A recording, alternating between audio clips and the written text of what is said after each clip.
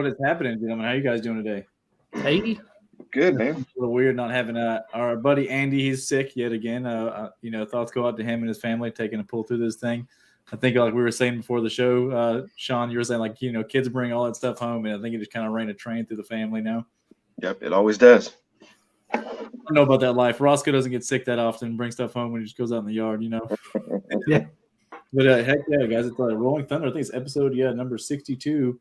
I think we got some builds of going on, some home audio, some car audio, and I think we're right here at the Black Friday stuff starting to kick off. Figure we can kill an hour talking about that stuff, and it sounds like fun to me. What about you guys? Works for me. Hell yeah. So first thing I kind of want to deep into though is Mullen, I want you to talk about. So I want you to go ahead and spill the beans. You had the video popped up, and if you guys aren't following him, the first freaking minute of the show, I'm going to tell you, go follow Mullen Performance. You're over the 500 mark now. You're at 523 subscribers. We saw you see that jump to 500 pretty quick, and we need to keep those numbers going because I feel like once they got to that 500, they stopped. Yeah, exactly. Which I'm not talking any bad, so don't take it that way. But I was like, oh no, trust me, I know. You can get this shit still back moving. We went from 300 to 500 in like a week, or like a 2 weeks or something like that. Yeah, I was rolling there for a little while, and then I think I stopped. Well, I haven't went to any shows since because there's not really any shows right now. Mm-hmm. And then as soon as I stopped going to shows, man, it just kind of come to a crawl. So I'll pick a couple up and I'll lose one or two, and I'll pick a couple up and I'll lose one or two. So it's interesting.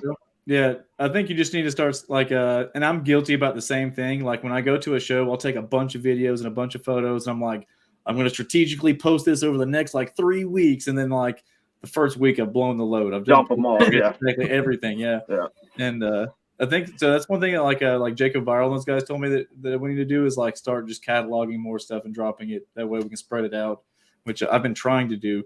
But you'll see where I'll I try to do my ads now, where I'll throw stuff up that I have for sale or whatever, or I'm selling at the time, and I'll just completely forget about the video or the photo until I'm scrolling on my phone. It's oh yeah, I can probably use that.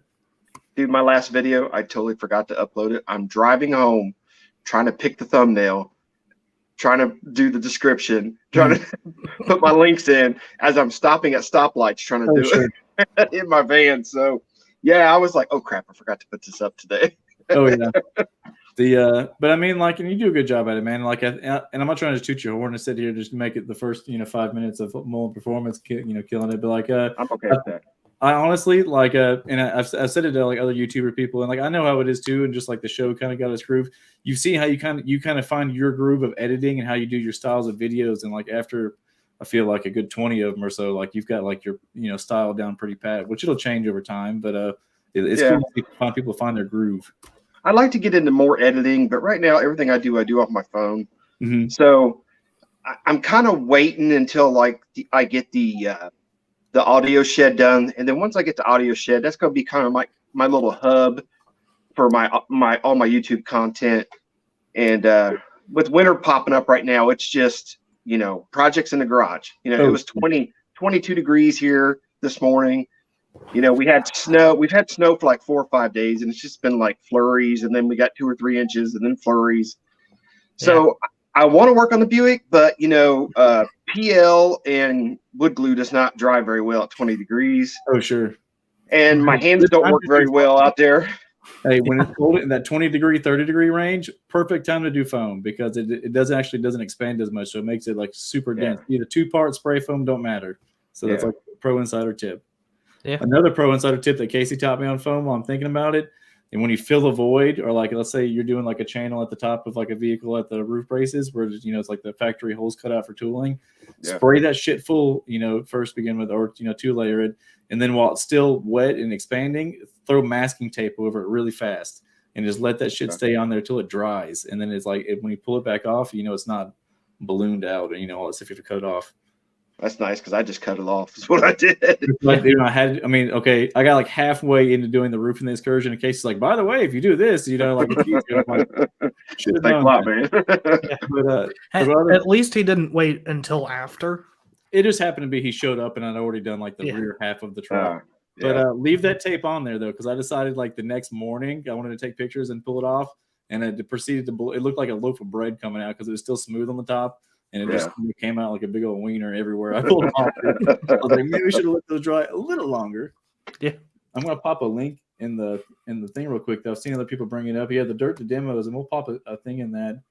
We'll show the video in a second. Here's a link to the YouTube video of it's a 85 Buick Regal wagon. Am I correct? 83. 83, same thing pretty much. They're all the same, yeah. Yeah, the going into an SPL rig, and we saw somebody asked a question. Here we go. Mullen, how is the concrete in your car? I saw you slapping it in, wondering if you put rebar in it to stop cracks. Nope. Rebar wouldn't help. Hey, Joe. Concrete is naturally really strong against compression. The rebar is added in because it has very little strength and tension. As I was saying, it's actually going to do like the tension and tensile strength of the concrete. Am I correct? Because like you're actually not using the concrete for bracing. The vehicle is going to be rigid enough on its own without that. You're using it to be crazy ass deadener and also dense. Yeah. Sure. Yeah. And I was just plugging holes because it was that car's a piece of shit. It's full of rust. There was no floor, literally no floor. I could stand in the car. Mm-hmm. So me filling up holes the size of your calves in the floor, and then just what am I going to do with this dead space? Full concrete. Sure. Yeah. So it was cheap, it was easy, and I don't care how much the car weighs. Yeah, that's the thing of it too. And like I try to tell a lot of people, and they ask me, about getting loud. How do I get louder and stuff like that? And it doesn't necessarily mean you have to do concrete, but yes, and I had to learn it the hard way after I ripped a vehicle apart. Having a wall in it without a proper deadener. The more rigid you make that vehicle, or the more dense it is, the louder and better its sounding is going to be. And like that's why you see, like Project SPL with Derek, or Clip-On and stuff like that. You can like literally clap your hands inside the box and do a 150 because the vehicle is so dense. And, pointing that sound where they wanted. It's a very accurate meter. Carlos has gotten to the point where he can practically sneeze and do a 180 in Delilah. I guarantee you literally cough inside that box, and you're going to be a 150 plus. Yeah. And Mullen actually might be old enough, or it might be, I don't know if it was a national thing. In the 90s, they used to see who could like whistle or like make noise into a mic at shows to see like the old audio control mics, and who could be the loudest. They go like inside the mic. Whatever noise you could make. Yeah. I remember seeing that. I'm like, what is going on? I was a kid though. I was like a kid, but. Yeah. I'm gonna pop in this video real quick, and while we were talking about it, because you've got the baffles in now. What is the process now waiting on the vehicle? So you've got the roof in, the floor in, sides, and we've got a baffle sitting in, correct? Yeah, the baffle's sitting in there. I tell you what, man, cutting triple thick plywood sucks. And I got that all cut out, got my hole size, everything, how I want it laid out. I want to build the front of the box now, and then that way I can slide subs in, and then try to get mess. There's my Italian hand signals right there. But I'm just worried about not so much as I'm trying to get subs in there, because I only got in the back here, I have 11.5 inches between the top of my baffle and the floor. Mm-hmm. Which is kind of pushing it. There's a lot of subs that ain't going to fit in there like that, so I'm gonna have to invert. In the front of my box, of course, it's like 16 inches deep, but the top part of my box is like 14 inches or 15 inches high, so I can invert and slide subs in. But as well as I do, chucking 100-pound subs in there is not going to be fun, and getting them in there and getting screws in them in the back with a port across the back of that is also not going to be fun either. Yeah, so you're doing 6, am I correct? Yeah, gotcha. And that's it even gets into like and Joe, we had somebody we have a pause. Somebody is asking what the flavor cigar is for the evening, sir. Well, I can't read it; it's too far from me. Yeah, today it's a Romeo and Juliet Nicaraguan. We got Casey in too. What's up, boys? Casey. We're sitting here going over Mr. Mullen's build here. But I think it's gonna be sick, bro. And have you decided in the back here, this tray, are you gonna do like your battery box in the rear or no? I haven't decided. I'm literally going to build the wall, get everything kind of where I want it, and then I'm just going to play with stuff and see where it looks the best. Dude, put it on there. Put it on like one of those roof totes. You know what I'm talking about? Like the fuel travel totes. That'd be sick. That's hilarious. It has like 50 runs of walnut going through out of it. That's pretty sick though. Just put the amps here with on Justin. the roof. Oh, tell Justin what's up. How fun. So you were saying, you cut it so tight that you were shaving glue off as you were sliding it in place and stuff like that? Yeah, it's a tight fit. Like when I first slid it in there, I had to go get the sledgehammer and take a piece of wood and kind of tap it in there pretty aggressively to get it in. And I got it in, and then once I got it in, I could slide it out a couple times. But then I'm gonna run my bracing down the middle and get all my bracing cut. It's kind of the front of the box is kind of horned out, so it's not completely square. What's happening, Jake? The floor is actually kind of angled down, and the roof's kind of angled up. So the front of the box is kind of horned a little bit. If you don't mind, you actually go over that for a second, because somebody was asking about the concrete. So you have like multiple layers going on here. That's what I was explaining, that like you're just using it for density. So you have a layer on the floor, then you kind of box it in. Alex, can you kind of go over what you did in the floor right here? Because this is like 3 or 4 layers here. Am I correct? Well, it's 2 layers, but what I did is that so the floor was so rusted out, I had to do something with the floor. So I used PL and steel and fiberglass and whatever I can get my hands on just to fill the holes up. And once I got the holes filled up, I raptor lined the whole floor. That way, if there's any holes in it or anything else, it would be sealed up. It was a waste of raptor liner, but I had it and I didn't care. Sure. And then I built this frame around the floor there, and then I just mixed up 500 pounds of concrete and poured 500 pounds of concrete underneath the box in that frame. And then I put the first layer of wood on the top of it, and I spray foamed between the wood and the concrete to fill up any voids. And then I put another layer on top of that, so it's 500 pounds of concrete. It's a layer of foam. It's 2 layers of birch, and then I just sealed the inside of it off with some of that aluminum tape. That's sick. Hey. Yeah, it's definitely. I definitely would not be worried about breaking or cracking the concrete, and if you do, I don't even think it matters. Yeah. And then the sidewalls got 2x4s. I turned on the sides and PL'd to the side of the box, and then the baffles getting the 2-inch L channel there, and then I'm putting braces down the middle, and then I'm using the front of the box is going to get some L channel in the front of it too. And then I just rather have it overbuilt than underbuilt. So I want to build it and just worry about switching subs out or whatever I got to do. I don't want to worry about anything else. I'll give you props on that, Mullen. And don't get me wrong, like I'm fully aware that you're a base head and you've done stuff for decades now, literally, and you've got the stuff in the other cars, stuff like that. When you said that you were doing a build in this Malibu wagon, I knew you were going to come up with something cool. I have to say, you're not fucking around, dude. Like, it was definitely not what I was thinking coming to mind. And dude, it's going to be freaking insane. Like, definitely, I can't think of a cooler G-body wagon SPL build that's anything doing right now. Well, in the last couple of years, you like I've said in my video, my newest video, you guys have taught me so much, because when I built the box in the Malibu, I built it like I was building boxes in the 90s. I didn't build it like it needs to be built. I didn't build brad nails and glue.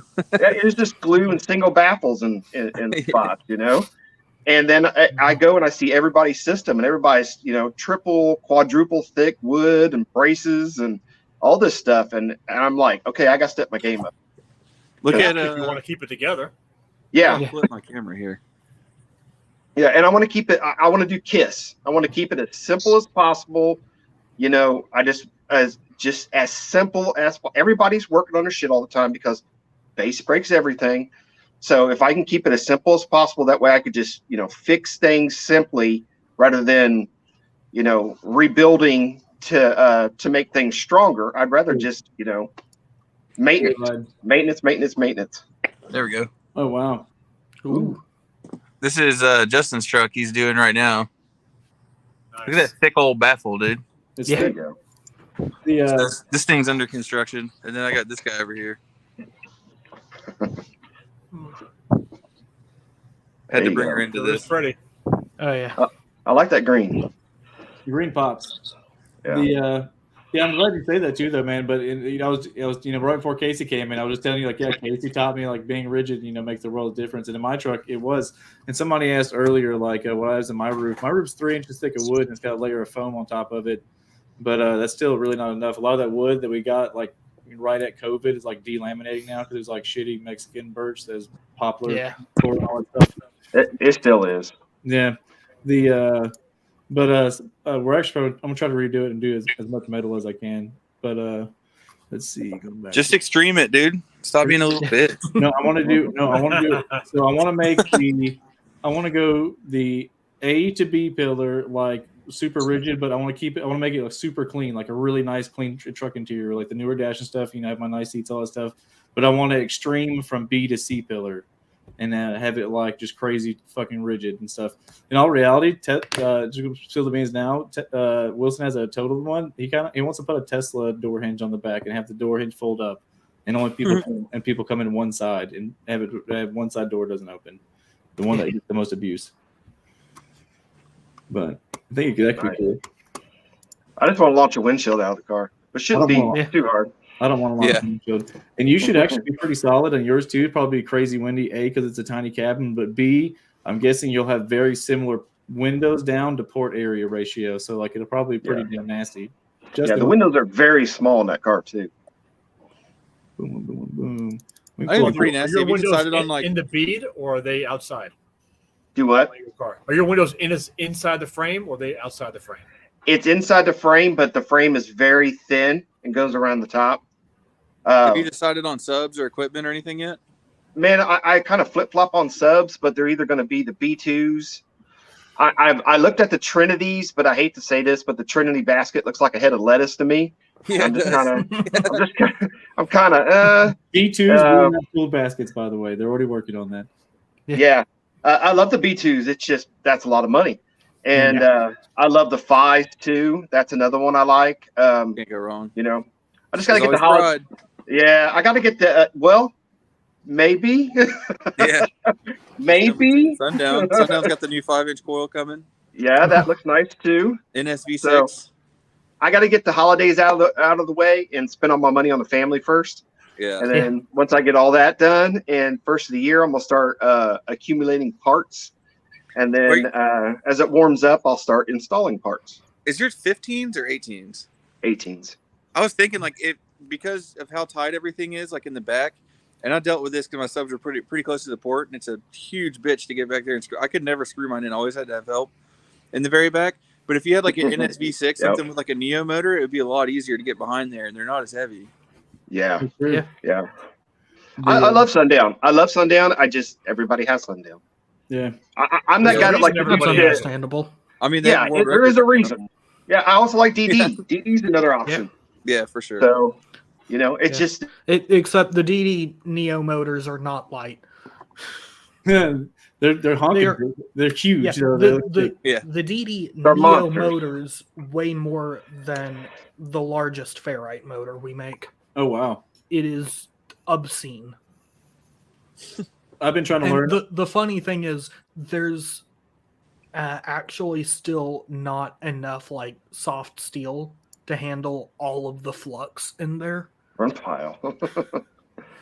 Yeah, they're like the 4-inch pole piece on the Z4, like that is fully saturated. That's you crazy. Cannot get more flux. Well, you guys go ahead and start building me 6 of those, and then next year, when I hit the lottery, I will call you. We'll put on a payment plan. I'll just run like a Snap-on card, just $50 a week till you die forever. There you go. I'll do that. Yeah. You're good. Everybody's got finances. You want to do something else. It works out perfect. I want to touch into one thing on my truck real quick. I'm thinking about it, and then B, I want to talk about those home cabinets you built after that, Blake. Those came out pretty freaking sick. Speaking of everyone has Sundown, we just with the help of Casey and my buddy Rex, my brother Wilson, we just swapped 48K RMS 1 per sub in the Excursion, and it's pretty effing saucy. I'm not even gonna lie. I can't hear the mids and highs anymore. I have to. That's how you know it's louder. I have to do more. It definitely needs more doors. I had my first don't get me wrong, like you were saying on the post, like I've never seen a tap out of a C. I never have. When we go to like not base shows and stuff like that, like I've tapped quite a few people out, but the back seat's brutal now. I was like, Jesus, dude, like turn this shit off. I'm out of here. And don't get me wrong, he's been a great customer. I'm not making fun of the kid. He's been a great dude. He has he came and bought. He's got 4 shallow SLD 12s and on a SoundCube U1500. And for his F250 and for behind a truck seat box and extended cab, that's like behind his back seat, it smacks pretty good. Oh, yeah. But so the whole time he's been my customer, my truck's been down with anticipating this amp thing change. So I took and I finally got to give him the beans today, and it was probably the fastest tap out I've had from a bass head in he's like, nah. he's like, no, I'm good, bro. Yeah. 6 seconds, he's out. But dude, I'm pretty ecstatic with it right now. I have like fetus deletus. I could kill the XP3's power if I wanted to now, but as long as I stay in that like little pocket of where they're happy at, that's one thing I had to learn. I can't just go in the truck now and just go poof, bass knob all the way up. You know what I mean? Like yeah, you got a demo where it seems like they like it at and they're not getting cooked. You know what I mean? Mm-hmm. Don't want to launch any coils. Well, hey boys, I'm gonna hop off here and we're gonna wire up his alarm. Hey Justin, good to see you, bro. It's good to see you at the show. Dude. Yes, sir. Later. I got to give him So, dude, Justin seen just like Casey and these guys have seen like my truck from like the progression of a no wall to like where it's at now. So like it's been pretty sick. So what would you do next? So just like you were saying, like I learned from all these guys, it's the same thing with my truck, man. That wall's been in the truck for like literally almost 2 years now, as far as being. And don't get me wrong, it's seen multiple sub changes and revisions and bracing, adding and stuff like that. But really, the next move is going to be taking Sawzall to it and taking everything back out. And I've got, like I said, my brother Wilson. Luckily, I've been blessed with having that guy. We're going to try to use as much metal as possible, man. Like, so I'm going to try to do a metal roof, and it'll allow me to take in. If we go metal, I can brace less, be more rigid, and have less thickness of material. So I give myself more headroom, give me the room to put cool headliner stuff in there, acrylic or whatever I wanted to do, because they don't have 3 inches thick of wood and foam. You know what I mean? And then the box is just going to take in the. Really want to do 815s in a C, but if not, I'll do 6 really cool, a really nice box for 615s again. But the big plan is going to be moving the amps. And somebody asked about the fans. The fans are amazing. There's not a beating as far as a fan. He's literally designed cool amps. But move the box back like another 1.5 feet to give me more room to play with, because that box was honestly made for the Power Hog 215s is like a 390 ounce. Ferrite sub, which was like significantly smaller than my X's are. It just happened to. It is my box is really too small. It's that I have the correct port area is where a lot of people misconceive it. It's like the port area is correct. Well, because I've mentioned it in like a comment before, but what Kicker showed with the solo barracks is that if you just take a normal sub, double the motor force, have the suspension compliance, double the moving mass, and double the power handling, then it'll behave just as an isobaric sub. So half the space, less efficiency.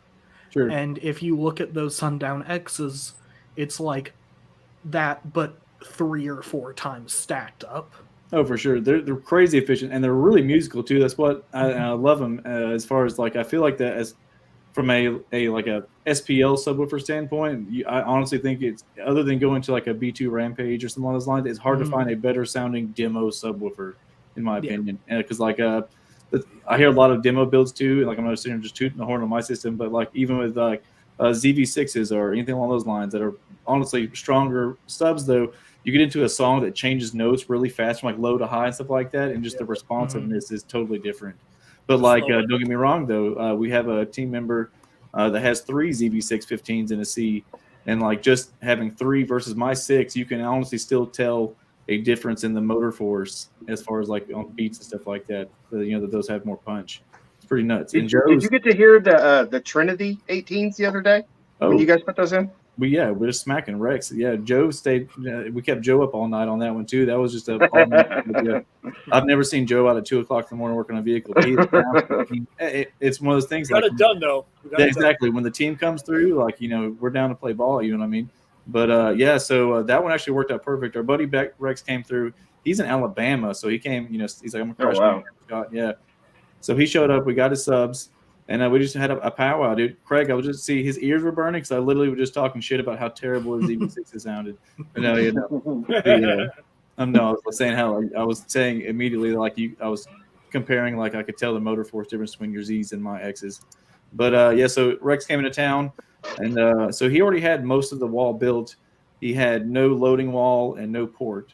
So we threw the subs in, and then we honestly we got the subs in, played it with no loading wall. Okay, we like that, and we took some math off what we needed for port area, and we just kind of started shrinking the port, and then so we shrunk the port down to 277 square inches, what we needed, and then you guys put a lip on it, and then Joe was pretty much playing the carpet guy most of the night. We've had him doing grub work with screws, wrapping the carpet. That's what we put him to work.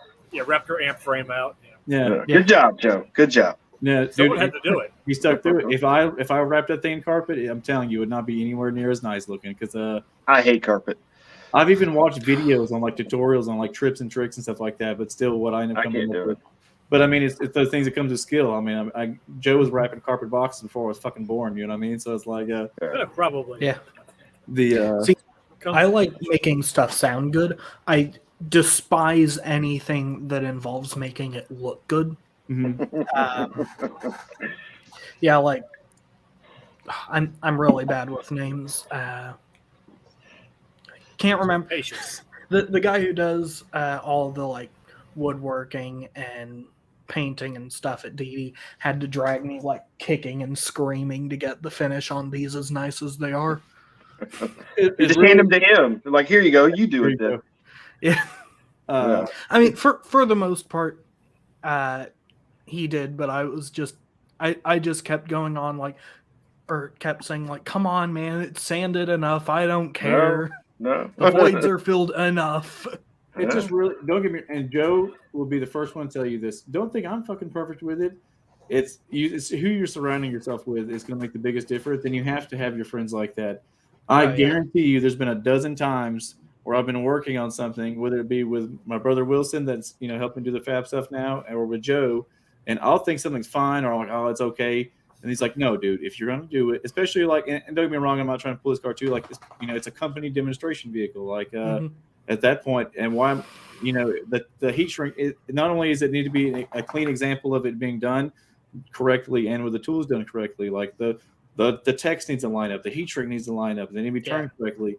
And that way, if I can't tell somebody this is how you're supposed to do it if my half-ass install didn't do it. You know what I mean? And it just, but again, if I didn't have the you mean grinding your name into your amp, dude? The Punch 45G was a hot commodity, so you probably That's wanted a great amp. Yeah. Apparently, Chico didn't want to lose his shit. So I'm trying to find it. If I pull up my box now though, and again, it's what I was saying before, I've learned so much since this went in, and Jake did a great job with it, but we didn't build it for putting 6 X's in there, you know what I mean?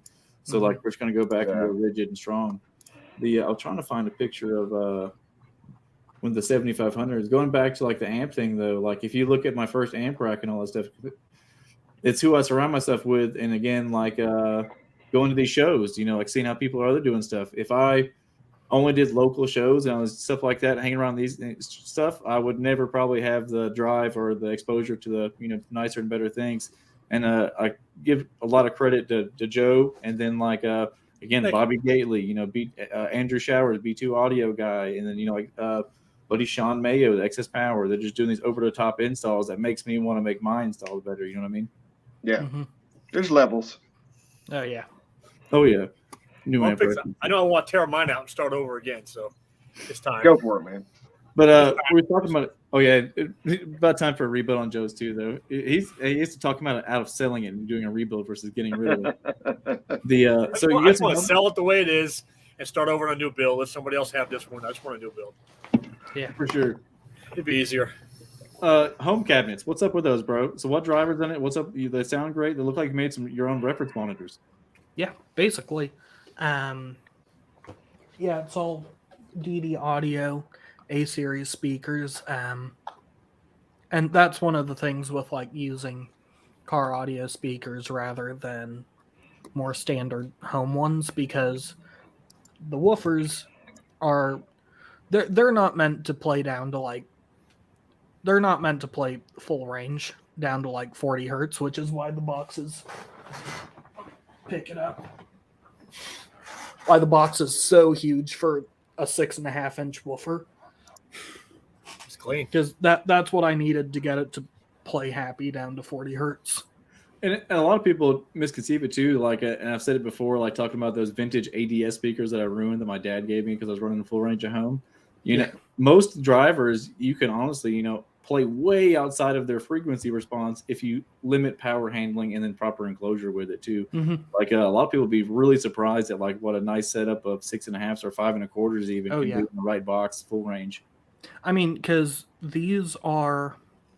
The amplifier is rated at 100 watts. Mm-hmm. There's no way it's putting out 100 watts. I'd bet it's that this woofer is seeing maybe 30, 40, 50, and that's what I designed the port area around was 30 watts, and I've never heard it chuff or anything.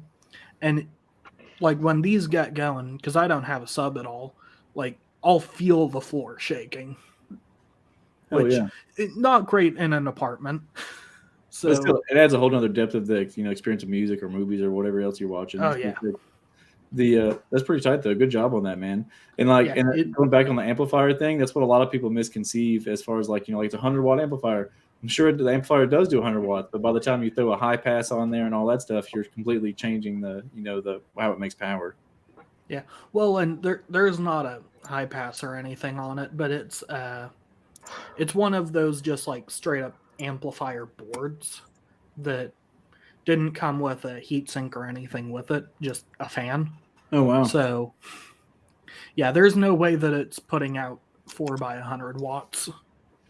I want to do some home cabinets here soon and retire my Cerwin-Vega cabinets. And I have a Cerwin-Vega 10 powered sub cabinet that I have like a Rockford P1.8 in right now. I want to gut the plate out of it and put it in, like another home cabinet with like a Parts Express drive or Dayton or something like that in it. Mm-hmm.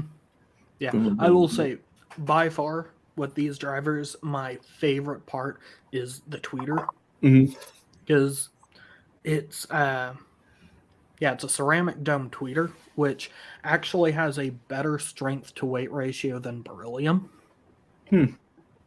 That's pretty cool. Yeah. I want to build a set of home speakers with those Sky High Neos is what I want to try. Oh, yeah, that'd be great. And then the Sky High Neos, I was going to say earlier before, like on the sacrifice of power handling, the Sky High Neos and like the Sundown Neo Pros, like I'm actually underpowering my door speakers, but like a benefit of that is I can lower the crossovers down real low on, I plus mine at literally at 70 hertz at a 12 dB octave. And dude, they're playing like 40, 30 hertz, you know what I mean? But like, there's just no power at that. And you can, they probably sound great. And then too, with availability to be an 8 ohm, you can make home audio stuff pretty easy. Yeah, I could wire it. Could build like towers where you've got a pair of the woofers, wire it down to 4 ohm, and now you've got 2 8-inch woofers, and that would kick ass. Oh, sure. In home audio, like the requirements for bass are way lower. Oh yeah, I want to do some floor standing cabinets like kind of like the sort of bigger they have now. But I really want to find or make some of like the 80s or 90s, like the cabinet stands, like the metal frames that they would put the cabinet speakers on. Because not even that it's for anything for sound, it just because I think it looks so much cooler with the cabinets on stands. Oh yeah, kind of angled up a little bit. Oh yeah. Yeah. Sure. I'm going to pull this up real quick, too. I told him I'd talk about it. We've got a bill that got dropped today. My buddy Sean Mayo at XS Power, he dropped the XSJ on us. That looks nasty. So he's got a crazy power supply and a voltage setup and electrical built in the side of it. He's got the biggest Titan 8 bank I've ever seen in my life. So do you think those batteries are wired right now? It does not look like it, but they have them on the backside, right? Yeah, so the whole bank is wired in and everything. So like, because they have the input and output under the panels. Yeah, it's so clean. Yeah, very nice. And he's got it's a wall of sundowns too. Yeah, this is another build I'm very excited for coming together. But boom, he's calling it the wireless battery bank. Sound Digital was real big at finals too. Oh yeah, and they make some pretty solid amps for sure. Hell yeah. I mean, a lot of the like Chinese full bridge amps that we've seen lately are based their design off of the Sound Digital circuit. Yeah. A lot, majority of your full bridge amps that are on the market, especially the Chinese made ones, are going to be a sound digital clone. Mm-hmm. Boom, boom, boom. But and don't get me wrong, that goes back into anything else as far as like it could be a clone of the board, but surface mount components is everything. You can have two board manufacturers or from the same build house that give two totally different qualities and outputs of board, of amps just by what's mounted on the board. Yeah, exactly. And also like how well reinforced it is. Oh, sure. And that's one thing too. Like, and don't get me wrong, I understand for a lot of stuff for like a budget price point, but a lot of people don't realize just the small cost differences, whether it be like vibration protection and a whole bunch of stuff like that. Like if you pull your back plate off and you don't see any gobs of hot glue holding all your soft components, Yeah, the more hot glue, the better. Oh yeah, we got that. Boom, Joe. So you're talking about doing a rebuild on yours. What if you had to do a rebuild? What would it be? You think? Well, I kind of like those new Sundowns. The 5-inch coil, the SCDA? Yeah, the 5-inch coils. I'm thinking about that. So 12-12s. No, thinking like maybe 8-18s. You're 6'8". Hey, don't try to one up me now. Come on. Have you ever seen my truck? I already one up everybody. Come on, I had to one up Casey. Now you're trying to one up me. Come on, man. Yeah, I want to pick up a Suburban and put maybe 8-18s in it. You got a Suburban? No, I got Tahoe. Oh, sorry. What's the 2500? Yeah, Suburban 2500, but yeah, straight demo monster. Yeah, there you go. Put a lot of power on it. Maybe a lot of power. And you were talking about before Blake, you're doing some charging upgrades in your car, man. Yeah. The plan is getting ready to do a 64 amp hour headway build or headway bank, and then hopefully by the end of the year I'll be able to get the headways in, 300 farads of capacitance, and a 250 amp alt to run a 1600 watt amplifier. Hey. I mean, you'll get the bug and you'll want to upgrade it. Oh, definitely. Yeah, it's future proofing. No? It's definitely future proofing. Have you bought the bars for the bank yet or no? Yeah, I got. It was on a